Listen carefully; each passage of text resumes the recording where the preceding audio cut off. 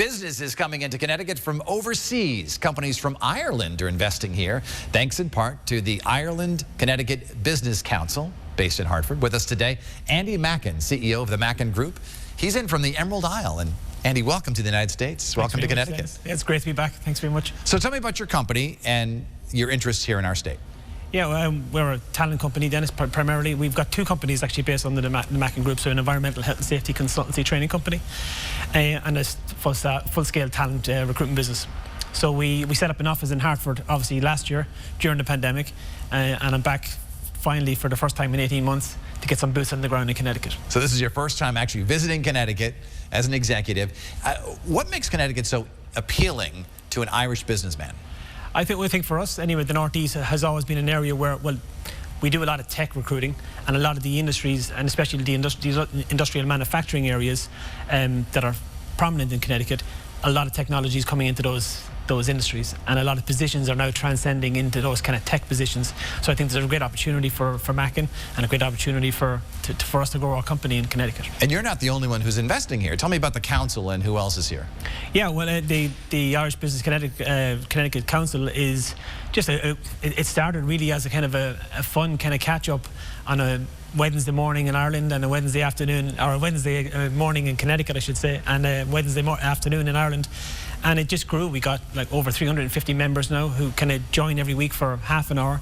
We talk about business opportunities for companies coming to Connecticut, and alternatively companies from Connecticut looking for a foothold in Ireland. So that's happening now. People hear that you're in Connecticut over in Ireland, and they say, I want to be there too? Absolutely, yeah. We've had a number of startup companies reach out to guys on the committee here in Connecticut, and they've made introductions, and things are starting to happen. We had direct flights from Hartford to Dublin. Do you expect that to return? Are you pushing for that to return? Well, it would be ideal for us because alternatively we have to fly into New York or Boston and then make the trip up. So if I could fly into Hartford, it would make it much more easier.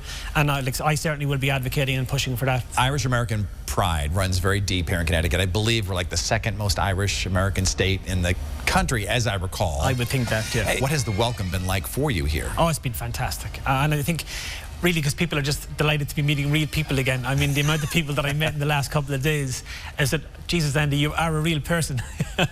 So. What's the thing you enjoy most about Connecticut so far, and what's the thing you have the most questions about? The most enjoyable thing, funny enough, is it's like an Irish thing. It was just the welcome I got. The welcome has been amazing, and I'm looking forward to coming back. I'm planning a trip back in February or March next year. Anything you're finding weird about Connecticut? Like, why do they do that here? No, I think they're very, like you said it earlier on, you alluded to it, they're very kind of like us, so they're interested to have a beer and have a conversation and talk about all things American and all things Irish. So it's great. It's been great. Well, give us some time. All right, we'll find something. All right, Andy Mackin from the Mackin Group, we thank you so much for being with us here today. Thanks, Dennis.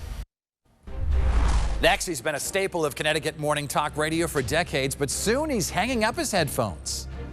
I'm going to miss it, you know, but it's time for somebody else to do it. How much longer you can wake up with Ray Dunaway on WTIC AM 1080 radio.